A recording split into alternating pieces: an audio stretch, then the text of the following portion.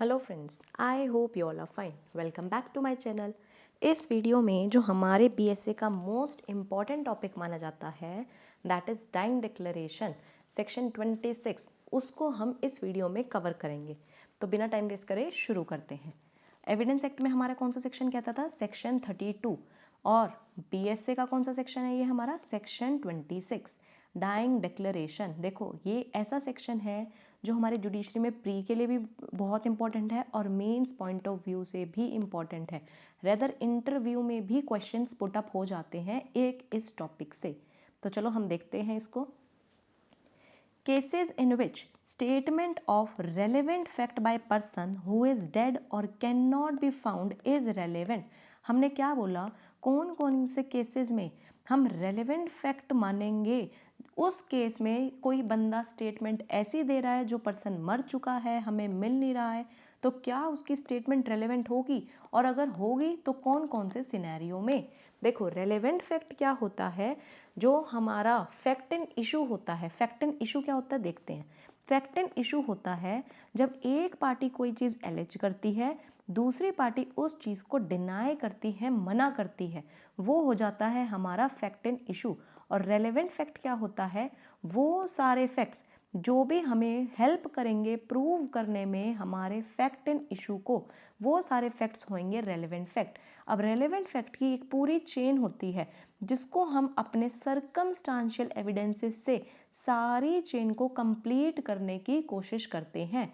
उसमें से एक रेलेवेंट फैक्ट हमारा क्या है? सेक्शन 22, ठीक है, sorry section 26, that is dying declaration. Dying declaration इसमें सिर्फ एक ही पॉइंट है। सिमिलरली इसमें और भी पॉइंट है, कोर्स ऑफ बिजनेस के, कस्टम्स के, राइट्स के, ये सारे पॉइंट जो है रेलेवेंट फैक्ट होंगे एज पर सेक्शन 26। तो देखते हैं हम सेक्शन 26 क्या कह रहा है। स्टेटमेंट्स रिटन और वर्बल ऑफ रेलेवेंट फैक्ट, कह रहा है वो स्टेटमेंट रिटन भी हो सकती है, वर्बल भी हो सकती है, पर वो स्टेटमेंट कौन सी होनी चाहिए? रेलेवेंट फैक्ट की होनी चाहिए। मेड बाय अ पर्सन, वो स्टेटमेंट उस पर्सन ने दी हो जो मर चुका हो, या हम उसको नहीं ढूंढ पा रहे हैं, या वो इनकेपेबल हो चुका है एविडेंसेस देने के लिए, या जिसकी अटेंडेंस हम प्रोक्योर नहीं कर सकते without an amount of delay या एक्सपेंस। अभी बताऊंगी इसका मतलब भी। Which under the circumstances appears to the court unreasonable, कह रहे हैं वो सारी स्टेटमेंट जो है हमारी रेलेवेंट फैक्ट होएगी, पर किस किस केस में होएगी? In following cases. पहले हम सिर्फ मेन प्रोविजन पढ़ते हैं। कह रहा है स्टेटमेंट जो भी दी जा रही है, किसके द्वारा दी जा रही है? ये तो हमने पता कर लिया कि स्टेटमेंट दी जा रही है, किसके द्वारा दी जा रही है? इन लोगों के द्वारा। स्टेटमेंट किस चीज़ की दी जा रही है? रेलेवेंट फैक्ट की दी जा रही है। रेलेवेंट फैक्ट मतलब जो हमें फैक्ट्स अलग अलग लगेंगे, उन फैक्ट्स की स्टेटमेंट दी जा रही है। ठीक है, कैसी दी जा रही है? वो रिटन भी हो सकती है, वर्बल भी हो सकती है, पर दे कौन रहा है? वो पर्सन जो मर चुका है वो स्टेटमेंट दे रहा है। जो हम जिसको नहीं ढूंढ पा रहे हैं बट वो कोई स्टेटमेंट अपनी बोल कर गया, तो वो हम रेलेवेंट मानेंगे अंडर सेक्शन 26। या इनकेपेबल हो चुका है, वो इनकेपेबल हो चुका है, वो कोई स्टेटमेंट देने लायक नहीं बचा, तो उसने जो पहले स्टेटमेंट कभी बोली थी उस स्टेटमेंट को हम रेलेवेंट मानेंगे। सिमिलरली जिसकी हम attendance can not B procured, मतलब उस बंदे को लाने के लिए या तो बहुत टाइम लग जाएगा, साल लग जाएगा, या बहुत टाइम लग जाएगा, या एक्सेस में ही खर्चा हो जाएगा, तो उसकी अटेंडेंस हम प्रोक्योर नहीं करवा पा रहे, तो जो उसने कोई पहले स्टेटमेंट दी थी वो स्टेटमेंट हम रेलेवेंट मानेंगे। बट किस किस केस में रेलेवेंट मानेंगे वो हमें केसेस नीचे बता रखे हैं। तो पहला पॉइंट बात करता है यहाँ पे, इसका वो लिख लो पॉइंट जिससे हमें याद रहे। डाइंग डिक्लेरेशन, पहला बात बताता है डाइंग डिक्लेरेशन, बी बताता है कोर्स ऑफ बिजनेस, सी बताता है इंटरेस्ट, डी बताता है राइट और कस्टम, ई बताता है living person, F dead persons, G बताता है अदर डॉक्यूमेंट्स, और एच बताता है नंबर ऑफ पर्सन्स। तो ये 8 सिनेरियो है जिसमें कोई भी बंदा अगर स्टेटमेंट देकर गया है तो वो सारी स्टेटमेंट हम रेलेवेंट फैक्ट के तौर पर कंसीडर करेंगे। ठीक है, पहला पढ़ते हैं। पहला मैंने बोला डाइंग डिक्लेरेशन। डाइंग डिक्लेरेशन हम डिटेल में भी पढ़ेंगे, 4-5 क्वेश्चंस पूछूंगी मैं, उनके आंसर्स मैं ही बताऊंगी फिर। अब मैंने बोला डाइंग डिक्लेरेशन ए पे कह रहा है when the statement is made by a person, जब कोई स्टेटमेंट एक ऐसा बंदा दे रहा है जो उसी की डेथ के रिगार्डिंग है। बच्चों ध्यान रखना, उसी की डेथ के रिगार्डिंग ही वो स्टेटमेंट होनी चाहिए। हिज, ये सबसे इंपॉर्टेंट वर्ड है इसमें।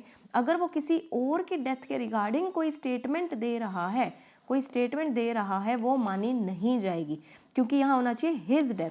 और as to any of the circumstances, या किसी सर्कमस्टांस के बारे में बता रहा है कि मेरी जो डेथ है, जो मिस्टर एक्स की डेथ है, वो इन केसेस की वजह से हुई, वो सारे सर्कमस्टांसेस ऐसे थे। तो अगर उसके लिए मैं मिस्टर एक्स कोई भी स्टेटमेंट देकर जा रहा है कि उसकी डेथ किस किस वजह से हो रही है, ठीक है, in cases in which the cause of that person's death comes into question. Main question यहाँ पर क्या उठेगा, मेन क्वेश्चन क्या होना चाहिए, ये होना चाहिए कि बस उस बंदे की डेथ क्वेश्चन में होनी चाहिए। इसका मतलब उस बंदे की, मिस्टर एक्स की डेथ कैसे हुई, तो अगर वो कोई भी स्टेटमेंट देकर गया है या कुछ सर्कमस्टांस बताकर गया है कि जी मैं ऑटो से जा रहा था, वहाँ पे बहुत तेज़ से बाइक आई और मैं बाइक पे था, वहाँ से बहुत तेज़ का ऑटो आया और मुझे ठोक दिया, तो जैसे ये सर्कमस्टांस बता रहा है, तो ऐसी कोई भी स्टेटमेंट मिस्टर एक्स के द्वारा दी गई जो उसकी डेथ के रिगार्ड में है, हिज डेथ के रिगार्ड में है, वो सारी स्टेटमेंट वहाँ पे रेलेवेंट मानी जाएंगी। ठीक है, आगे क्या बोल रहा है, such statement are relevant whether the person who made them was or was not under expectation of death. अब वो जो बंदा मिस्टर एक्स स्टेटमेंट दे रहा है, इससे फर्क नहीं पड़ता वो एक्सपेक्ट कर रहा था कि डेथ होने वाली है, होगी भी या नहीं, नहीं पता, बट उसको क्या है यहाँ पे, वो जो स्टेटमेंट दे रहा है, वेदर द पर्सन जो दे रहा है was or was not at the time जब वो कर रहा था under expectation of death and what ever may be the nature, question क्या होना चाहिए, सिर्फ और सिर्फ डेथ का ही।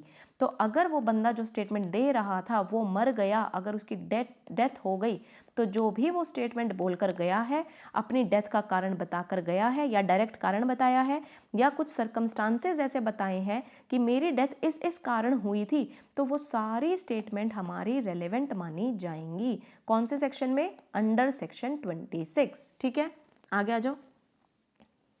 बी पॉइंट बोल रहा है कोर्स ऑफ बिजनेस के बारे में, कह रहा है when the statement was made by such person. Such person कौन सा पर्सन, यही वाला जो अभी मैंने यहाँ बताया था, कहाँ गया ऊपर, कौन सा पर्सन, वो पर्सन जो मर चुका है, जो नहीं मिल रहा है, या इनकेपेबल हो चुका है एविडेंसेस देने के लिए, या अटेंडेंस प्रोक्योर नहीं कर सकते। तो अगर वो बंदा कोई स्टेटमेंट देकर जा रहा है अपने ऑर्डिनरी कोर्स ऑफ बिजनेस में, इसका इलस्ट्रेशन देखेंगे हम कि अपने बिजनेस के दौरान अगर वो कोई नॉर्मल स्टेटमेंट देकर गया है, and in particular when it consist of any entry या memorandum made by him in his books kept in ordinary course of business. एक पर्टिकुलर बिजनेस की बात नहीं कर रहा कि मैं रेगुलर बिजनेस चलाता था और उस दौरान मैंने कोई भी एंट्री के बारे में बोला, मैंने कोई भी मेमोरेंडम के बारे में बोला, मैंने मेरे कोई अकाउंट स्टेटमेंट के बारे में बोला, ठीक है, और in the discharge of professional duty, या तो मैं बिजनेस कर रही थी या कोई भी मैं प्रोफेशन कर रही थी, उस ड्यूटी के दौरान अगर मैंने कुछ भी स्टेटमेंट दी, सपोज डॉक्टर कोई भी स्टेटमेंट देकर जा रहे हैं, और ऑफ एन एक्नॉलेजमेंट रिटन और signed by him of the receipt of money goods securities, या डॉक्यूमेंट कुछ भी, डेट और ऑफ अ लेटर और other document usually dated written और साइंड। तो ऐसा कोई भी डॉक्यूमेंट है, चाहे कोई लेटर है, चाहे कोई मेरी अकाउंट स्टेटमेंट की एंट्री हो, उसके रिगार्ड में अगर मैंने कोई भी स्टेटमेंट दी है, किस बंदे ने स्टेटमेंट दी है, वो बंदा जो मर चुका है, जो हमें नहीं मिल रहा है, इनकेपेबल हो चुका है, या जिसकी अटेंडेंस हम प्रोक्योर नहीं कर सकते, तो जो भी वो स्टेटमेंट दे रहा है अपने ऑर्डिनरी कोर्स ऑफ बिजनेस में या प्रोफेशनल ड्यूटी के दौरान, वो सारी स्टेटमेंट रेलेवेंट मानी जाएगी। कहाँ पर, 26 सेक्शन में। ठीक है, अब आ जाओ सी पे, interest when the statement is against the pecuniary या proprietary interest of the person making it. तो जो पर्सन मिस्टर एक्स स्टेटमेंट दे रहा है, वो उसके पैसों के रिगार्ड में या प्रॉपर्टी के रिगार्ड में कोई इंटरेस्ट था, उसके अगेंस्ट में कोई स्टेटमेंट दे रहा है, और when if true it would expose him, या क्रिमिनल प्रोसिक्यूशन हो सकता है या डैमेजेस का सूट हो सकता है।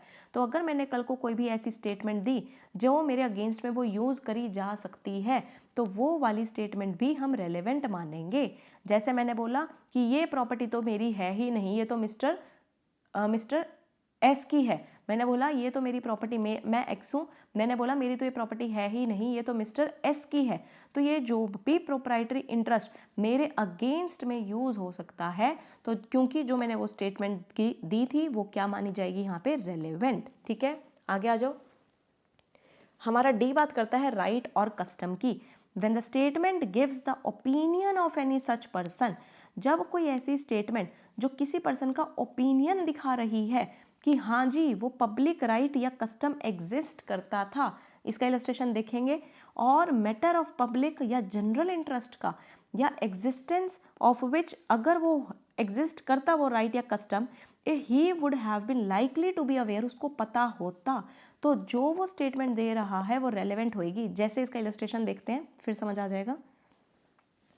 The question is whether a given road, क्या ये रास्ता एक पब्लिक वे है कि नहीं। तो यहाँ पे क्या इंक्लूड हो रहा है, हमारा राइट, एक पब्लिक राइट हमारा इन्वॉल्व हो रहा है। तो कोई भी स्टेटमेंट एक पर्सन ने करी, ए, मिस्टर ए एक स्टेटमेंट करके गया जो आज के टाइम पे वो मर चुका है, डेड हो चुका है। ए था कौन, हेडमैन था उस गांव का। उसने एक बार अपनी स्टेटमेंट में पहले बोला था कि हाँ भाई ये तो रोड जो है ना वो पब्लिक रोड है, यहाँ पे ना शोर शराबा मत करो, यहाँ पे व्हीकल्स मत खड़ो, ये ना पब्लिक रोड है, ऐसे मत करो। अब इसके जाने के बाद ये जो स्टेटमेंट मानी जाएगी उसे रेलेवेंट मानेंगे। क्यों मानेंगे, क्योंकि ये उस राइट और कस्टम के बारे में था जो राइट और कस्टम आज कोर्ट के सामने क्वेश्चन बना हुआ है।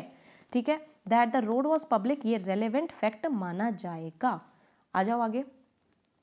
राइट कस्टम हो गया। ई और एफ, ई और एफ में क्या फ़र्क है, ई बात करता है रिलेशन लिविंग पर्सन्स के बीच में और एफ बात करता है डेड पर्सन्स के बीच में। सपोज एग्जाम्पल ये देखते हैं पहले, when the statement relates to the existence of any relationship, जब हमारी स्टेटमेंट किसके रिगार्ड में है कि भाई तुम्हारे बीच में अभी कोई रिश्ता एग्जिस्ट करता है या नहीं, चाहे वो रिश्ता ब्लड का हो, मैरिज का हो, एडॉप्शन का हो, between persons as to whose relationship by blood, marriage or adoption person making the statement had special means of knowledge and when the statement was made before the question in dispute was raised। इसका मतलब suppose हमने बोला, यहाँ पे हम question किस चीज़ का बोल रहे हैं, लिविंग पर्सन्स के बीच में।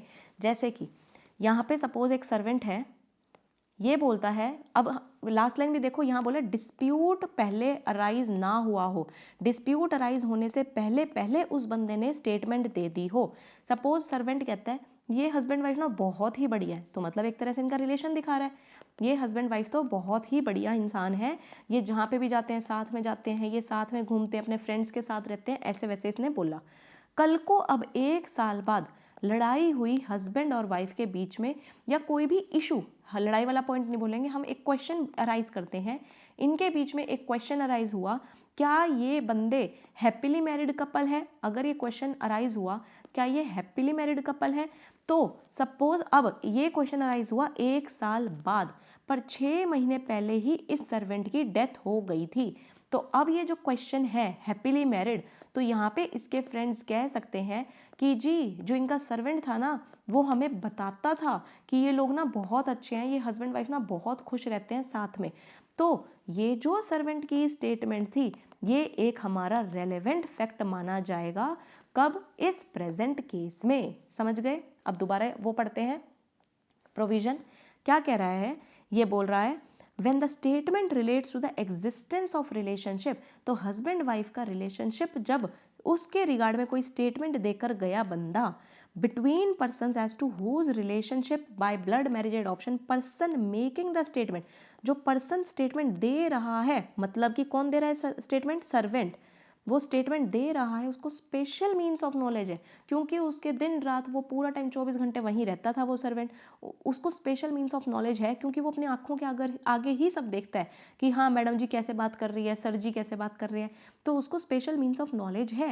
And when the statement was made, और उसने जब ये स्टेटमेंट दी थी लोगों के सामने, क्या यार ये ना कपल ना बहुत अच्छा है, तो स्टेटमेंट कब दी उसने? Before the question in dispute was raised. Question कब रेज हुआ? बाद में। क्या रेज हुआ? क्या ये हैप्पीली मैरिड कपल है? तो एक क्वेश्चन तो बाद में रेज हुआ, सर्वेंट तो स्टेटमेंट पहले ही दे चुका है, तो सर्वेंट की स्टेटमेंट हम क्या मानेंगे? रेलेवेंट। ठीक है, अब आ जाओ एफ पे। यहां बात कर रहे हैं डेड पर्सन्स की। When the statement relates to the existence of any relationship, किसी का भी रिलेशनशिप, कि ये फादर और सन ये दोनों बाप बेटा है भी या नहीं, ठीक है, relates to the existence of any relationship by blood, marriage या adoption between the persons deceased, between the person deceased, father son का एग्जांपल छोड़ के हम लेते हैं, क्या बिटवीन द पर्सन डिसीज्ड का हमें रिलेशनशिप इस्टेब्लिश करना है। हम कहते हैं क्या ये दादा दादी, हमने बोला कि क्या ये दादा दादी इसी परिवार का हिस्सा था या नहीं, कोई भी हमें रिलेशन बताना है कि ये जो फादर है, क्या ये जो एफ है, क्या इसी दादा का बेटा है कि नहीं, तो हमें क्या बताना पड़ेगा? अब इनका रिलेशन, कि क्या दादा दादी सच में इसी परिवार का हिस्सा है कि नहीं। ये सिर्फ मैं हाइपोथेटिकल एग्जांपल दे रही हूँ, इसको सीरियस वाला एग्जांपल मत समझना, इसको नॉर्मल समझना। तो मैंने क्या बोला? बिटवीन द पर्सन डिसीज्ड मेरे को रिलेशन बताना है दादा दादी के बीच में, and is made in any will या deed relating to the affairs of the family, जिससे वो डिसीज पर्सन बिलोंग करता है, या फैमिली पेडिग्री में है, टॉमस्टोन में है, फैमिली पोर्ट्रेट में है, ये सारी स्टेटमेंट रेलेवेंट होगी। इसका मतलब अगर मुझे ये दिखाना है कि क्या वो दादा दादी इसी परिवार का हिस्सा है, तो बेटा जी कोई तो तुम्हारे पास फैमिली पोर्ट्रेट होगा जिसमें तुम्हारी फैमिली के साथ साथ वो दादा दादी भी दिख रहे हैं, कोई तो फैमिली पेडिग्री होगा, जो हम कहते हैं ना फैमिली ट्री। फैमिली ट्री क्या होता है कि हाँ ये दादा, नहीं ये दादा, ये ऊपर दादे का दादा या दादा का पापा, अब ये जो डी है इसका बेटा एफ, इसका बेटा एस, इसका बेटा एस। क्या तुम्हारे पास कोई फैमिली ट्री है जिससे हम ये साबित कर सके कि ये जो दादा है और ये जो दादी है ये इसी फैमिली का पार्ट है? ठीक है, तो ये कोई भी स्टेटमेंट अगर हमें दिख जाएगी वो हम रेलेवेंट फैक्ट मानेंगे। ओके, आ जाओ अगले पे। आगे बात कर रहा है अदर डॉक्यूमेंट की। अदर डॉक्यूमेंट में क्या बात कर रहा है? कह रहा है when the statement is contained in any deed, will or other document which relates to any such transaction, जो हमें सेक्शन 11 में बताई है, तो अगर उसमें कोई भी ऐसी स्टेटमेंट होएगी किसी डॉक्यूमेंट में जो सेक्शन 11 में स्पेसिफाई कर रखी है, वो भी हम रेलेवेंट मानेंगे। Number of persons, when the statement was made by number of persons, कई सारे बंदे जो हैं वो स्टेटमेंट दे रहे हैं, एंड एक्सप्रेस्ड फीलिंग्स और इम्प्रेशंस ऑन देयर पार्ट, वो रेलेवेंट होएगा to the matter in question. For example, suppose window display जो हम करते हैं, विंडो शॉपिंग टाइप्स, अब मानो कोई डमी है, ठीक है, अब क्या है उस पे ना हम उस पे क्या है, उस डमी ने बहुत ही बढ़िया ड्रेस पहन रखी है, वहाँ पे आते जाते लोग ना कई सारे नंबर ऑफ पर्सन्स खड़े हैं और वो ना अपनी फीलिंग्स क्या एक्सप्रेस कर रहे हैं, वाह यार बहुत ही सुंदर है, बहुत ही सुंदर है। तो कल को सपोज ये ड्रेस अगर चोरी वगैरह हो गई तो अब क्वेश्चन क्या आया, क्या वो ड्रेस इतनी सुंदर थी कि तुम्हें चोरी करनी पड़ गई? अरे लोगों की स्टेटमेंट देखो, जो वहाँ पे लोग खड़े होकर अपनी फीलिंग्स एक्सप्रेस कर रहे थे, अपने एक्सप्रेशंस दे रहे थे, उसको देख देख कर वो सब हमारा रेलेवेंट फैक्ट माना जाएगा। ये नॉर्मल एग्जाम्पल है ताकि हमें ये जो प्रोविजन है समझ आ सके। ठीक है, चलो अब हम इलस्ट्रेशन देखते हैं। एक इलस्ट्रेशन और है इसमें, देखो क्या बोल रहा है, थोड़ा सा मैं रेज कर दूं। इलस्ट्रेशन बी देखो क्या कह रहा है, the question is as to the date of as birth. A का जो जन्म हुआ हमें उसकी डेट देखनी है क्योंकि वो हमारा क्वेश्चन में आया हुआ है कि क्या है इसकी तारीख। An entry in the diary of a deceased surgeon, जो ये आगे वही प्रोफेशनल ड्यूटी वाला, कि जो डिसीज्ड सर्जन है, मैंने क्या बोला, जो डिसीज्ड सर्जन है वो अपनी डायरी में लिख कर गया है, जो रेगुलरली वो कोर्स ऑफ बिजनेस में मेंटेन करता है। आप देखोगे जब बी क्लॉज हमने ऊपर पढ़ा, बी सब सेक्शन, उसमें यही लिखा था वो रेगुलरली केप्ट होना चाहिए, ऑर्डिनरी कोर्स ऑफ बिजनेस वाला। ठीक है, stating that on a given day he attended as mother. अब उसमें क्या लिखा था, ये जो सर्जन मर गया, कि इस दिन पे मैंने ए की माँ को ट्रीट किया था और उसको एक बेटा हुआ था। ये फैक्ट क्या माना जाएगा? रेलेवेंट फैक्ट माना जाएगा। कहाँ पे माना जाएगा? सेक्शन 26 के सबसेक्शन बी में। देखते हैं दोबारा, 26 का बी हमें यही बता रहा था, कोर्स ऑफ बिजनेस के बारे में, जो प्रोफेशनल ड्यूटी वाला मैंने बताया। चलो अब आगे आ जाओ, ये हम पढ़ चुके हैं गिवन रोड वाला। अब हम पढ़ते हैं थोड़ा सा डाइंग डिक्लेरेशन के बारे में। देखो डाइंग डिक्लेरेशन हमारा इंपॉर्टेंट टॉपिक है, तो इस पर मैं कुछ पॉइंट्स बताऊंगी। डाइंग डिक्लेरेशन जो हमने कहाँ पढ़ा 26 के ए में, ठीक है, कि कोई भी बंदा स्टेटमेंट देकर जा रहा है अपनी डेथ के रिगार्डिंग में, या ऐसे कोई सरकमस्टांसेस के बारे में बता रहा है जो दिखा रहा है कि उसकी डेथ कैसे हुई थी। ध्यान रखना, उसकी खुद की डेथ के रिगार्डिंग, हिज डेथ, किसी और की डेथ के रिगार्डिंग नहीं। तो ऐसी कोई भी स्टेटमेंट जो है रेलेवेंट मानी जाती है। कहाँ पे? 26 के सबसेक्शन ए में, 26 के क्लॉज ए में, ठीक है, 26 के क्लॉज ए में। अब जो डाइंग डिक्लेरेशन के रिगार्डिंग एक मैक्सिम यूज होती है, देखो हम ये जो मैक्सिम पढ़ते हैं इसकी ना स्पेलिंग चेक कर लेना, हो शायद सही हो सकता है हल्का सा मिस्टेक भी हो। ये मैक्सिम जो है वैसे बेसिकली इंग्लैंड में यूज होता है। नेमो मॉरिटरस प्रे सुमित्रे मेंतिरे, इसका मतलब क्या होता है? हम सब जानते हैं कि जो मरता हुआ आदमी है वो झूठ नहीं बोलता। इसका मतलब क्या हुआ कि रीज़न क्या है? डाइंग डिक्लेरेशन वो बंदा दे रहा है, वो झूठ नहीं बोलेगा with the lie in his lips, कि मुंह पे झूठ बोलकर वो मरना नहीं चाहेगा। इसलिए हम मानते हैं जो भी बोल रहा है वो सच बोल रहा है। इंडिया में क्या है? इंडिया में भी और इंग्लैंड में भी, दोनों में एक डॉक्ट्राइन और लगती है। कौन सी लगती है? Doctrine of necessity. Doctrine of necessity का क्या मतलब है कि अगर पर्सन कोई भी स्टेटमेंट दे रहा है अपने डेथ के बारे में, अब वो क्या है, स्टेटमेंट देकर वो मर गया, अब क्या है, वो मर गया, तो हमें आउट ऑफ नेसेसिटी, कोर्ट को नेसेसिटी से बाहर निकलकर, मतलब मजबूरी में ही लगा लो, तुम्हें वो स्टेटमेंट एडमिट करनी ही होगी, प्रोवाइडेड कुछ कंडीशंस फुलफिल होनी चाहिए। ठीक है, हमें उस स्टेटमेंट को रेलेवेंट मानना ही पड़ेगा, क्योंकि हमें पता है कि वो बंदा झूठ नहीं बोल रहा होगा। बट वही बात, रिलायबल कितना होगा? रिलायबल मतलब कितना ट्रस्टवर्दी होगा, ये कैसे पता लगेगा? दूसरे सबूतों से, दूसरे एविडेंसेस से। तो क्योंकि मैंने जस्ट अभी बताया कि कुछ कंडीशंस फुलफिल होंगी, तभी हमने बोला जो वो डाइंग डिक्लेरेशन स्टेटमेंट देकर गया है हम उसको एडमिट करेंगे, हम उसको रेलेवेंट मानेंगे। बट रिलायबल कितना होगा, वो दूसरे एविडेंसेस के थ्रू हमें पता लगेगा। ठीक है, इसका एक फेमस केस है पकाला नारायण स्वामी वर्सेस द किंग एम्परर, जो अभी हम यहाँ डिस्कस नहीं करेंगे क्योंकि ज़्यादा लंबा हो जाएगा। अगला देखते हैं, मैंने बोला कौन सा डाइंग डिक्लेरेशन ज़्यादा वैल्यूएबल होएगा, ओरल या रिटन। देखो ये हम आंसर जानते हैं कि रिटन की जितनी ज़्यादा वैल्यू होती है, रिटन की ज़्यादा वैल्यू होती है as compare to oral. But दोबारा सेक्शन 26 की फर्स्ट लाइन पढ़ो, क्या लिखा है? स्टेटमेंट चाहे रिटन हो या वर्बल हो। ये प्री का क्वेश्चन है कि स्टेटमेंट क्या रिटन ही होना ज़रूरी है? ठीक है, तो हमने क्या बोला, वो स्टेटमेंट रिटन भी हो सकती है, वर्बल भी, ओरल भी हो सकती है, पर वैल्यूएबल कौन सा ज़्यादा होगा? रिटन वाला ही वैल्यूएबल होगा। ठीक है, अब अगला क्वेश्चन आता है, बेस्ट डाइंग डिक्लेरेशन कौन सा माना जाता है? क्या वो बंदा कोई स्टेटमेंट दे गया, किसी के भी आगे स्टेटमेंट दे गया, हम क्या उसको डाइंग डिक्लेरेशन मान ले? Answer is no.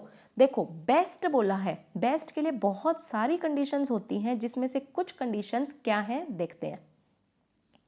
मैंने बोला बेस्ट डाइंग डिक्लेरेशन वो वाला माना जाएगा जो खुद रिकॉर्ड करा हो। किसने रिकॉर्ड करा हो? एग्जीक्यूटिव मजिस्ट्रेट ने या जुडिशियल मजिस्ट्रेट ने। उसकी वैल्यू थोड़ी ज़्यादा मानी जाती है, और जो उसकी टाइम ऑफ डेथ था वो भी हमें क्लियरली दिखना चाहिए। और डॉक्टर का सर्टिफिकेट भी मैटर करता है। डॉक्टर का सर्टिफिकेट क्या? कि जब मिस्टर एक्स अपनी डेथ के बारे में स्टेटमेंट दे रहा था उसका माइंड स्टेबल था, मतलब ऐसा नहीं है कि वो अनसाउंड माइंड में था, अनफिट माइंड में था, वो इतना स्टेबल था कि जो वो बोल रहा है वो सही बोल रहा है। और ये भी होना चाहिए कि डाइंग डिक्लेरेशन वो विक्टिम जो डेथ होने वाली है जिसकी, उस अपने स्टेटमेंट को साइन कर दे, क्योंकि साइन कर देगा तो उसकी रिलायबिलिटी ज़्यादा बढ़ जाती है। ठीक है, बट फिर वही बात, यहाँ पे भी क्या ट्विस्ट आ जाएगा, उसने किस किस के सामने साइन किया होगा? क्या कोई फियर में तो साइन नहीं किया होगा? तो ये कैसे प्रूव करेंगे हम? दूसरे एविडेंसेस के थ्रू प्रूव करेंगे। और यहाँ पे मैजिस्ट्रेट कोशिश करते हैं कि मैजिस्ट्रेट क्या कोशिश करते हैं, हम क्वेश्चन आंसर फॉर्मेट में उसको रखें, क्योंकि एक एक स्टेटमेंट वो जो दे रहा है ना, वो तो अगर लिखी तो बेस्ट है, अगर वो चीज़ पॉसिबल नहीं हो रही वर्ड टू वर्ड जो बंदा बोल रहा है उसको लिखना, तो यहाँ पे हम क्वेश्चन आंसर का फॉर्मेट रखते हैं कि आपको किसने मारा, क्या आप अकेले जा रहे थे, क्या आपके साथ कोई था। तो ये वाली स्टेटमेंट आगे हमें रिलायबिलिटी प्रूव करने में हेल्प करेगी। ठीक है, अब क्या डाइंग डिक्लेरेशन सोल बेसिस हो सकता है क्या कन्विक्शन का, मतलब कि क्या सिर्फ एक डाइंग डिक्लेरेशन के बेस पे मैं कन्विक्ट भी कर सकती हूँ। देखो इसका आंसर होगा यस, पर हमने बोला अगर वो हम सोल बेसिस कर सकते हैं, एक इकलौता बेस हो सकता है, हम एक्यूज को कन्विक्ट कर सकते हैं, प्रोवाइडेड वो प्रॉपरली रिकॉर्डेड होनी चाहिए, प्रॉपरली रिकॉर्डेड होनी चाहिए। क्योंकि अगर कोई भी डिस्क्रिपेंसीज हुई, मतलब कोई भी डिफरेंसेस अगर हमें क्रिएट दिख रहे हैं, कि कुछ ना कुछ अगर हमें गैप दिख रहा है, तो उसकी रिलायबिलिटी मतलब उस पर ट्रस्ट कर पाना थोड़ा सा डिफिकल्ट हो जाता है। और फिर हम उसको फिर उसकी रिलायबिलिटी को कैसे प्रूव करेंगे, वही दूसरे एविडेंसेस उसको हमें प्रूव करने में लग जाएंगे, तो बहुत सारे हमें कॉरोबोरेशन करनी पड़ेगी। क्यों? क्योंकि हमें उस एक्यूज को कन्विक्ट करना है। तो जनरल आंसर हाँ, सोल बेसिस हो सकता है अगर वो प्रॉपरली रिकॉर्डेड होती है। ठीक है, अब अगला क्वेश्चन है, अगर कई सारे डाइंग डिक्लेरेशन हुई तो what if there are several dying declaration. इसका मतलब क्या है, सपोज मिस्टर एक्स, उसकी जब डेथ होने वाली थी, पहले उसने स्टेटमेंट अपने फादर को दे दी, थोड़ी देर बाद पुलिस आई उनको दे दी, थोड़ी बाद मैजिस्ट्रेट आई उनको दे दी, ऐसे करते करते सेवरल डाइंग डिक्लेरेशन हो चुके हैं। अब क्या करेंगे, तो इसका मतलब अगर कई सारे 1 2 3 4 अगर कई सारे डाइंग डिक्लेरेशन हैं, हम उनके ऊपर रिलाय कर सकते हैं, रिलायबल होगी वो, उसमें कोई दो राहें नहीं है, प्रोवाइडेड वो एक दूसरे को कोरोबरेट करें।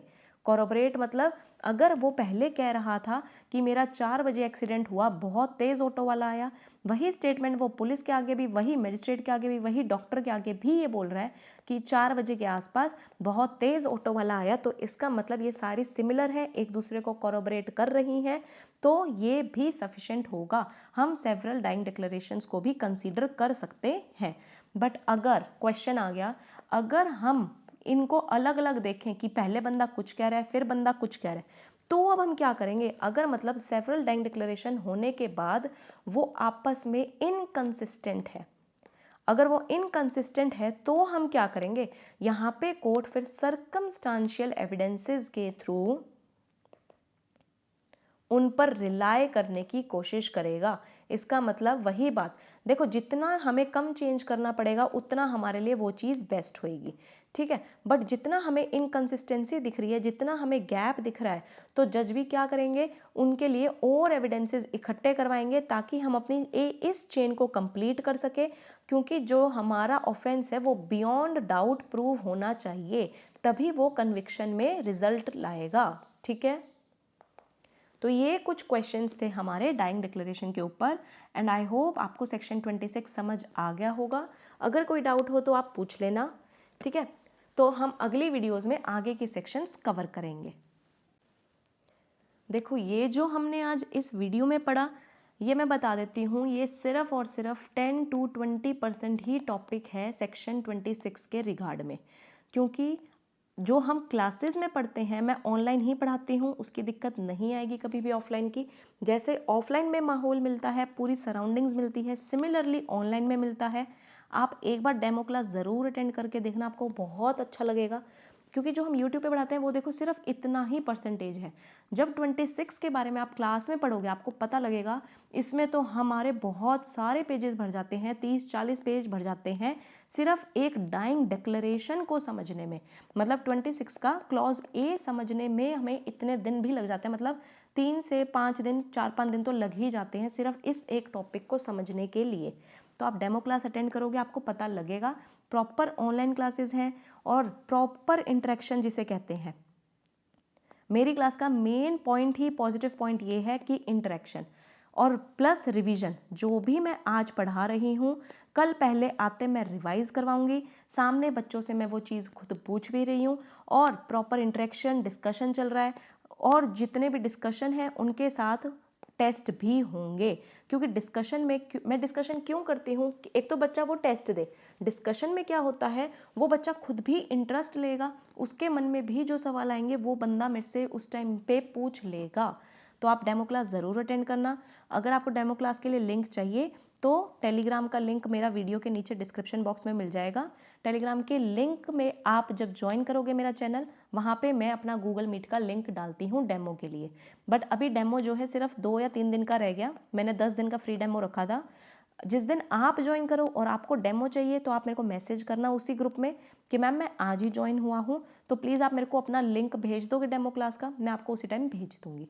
ठीक है, तो मिलते हैं अपने नेक्स्ट वीडियो में। Thank you for watching.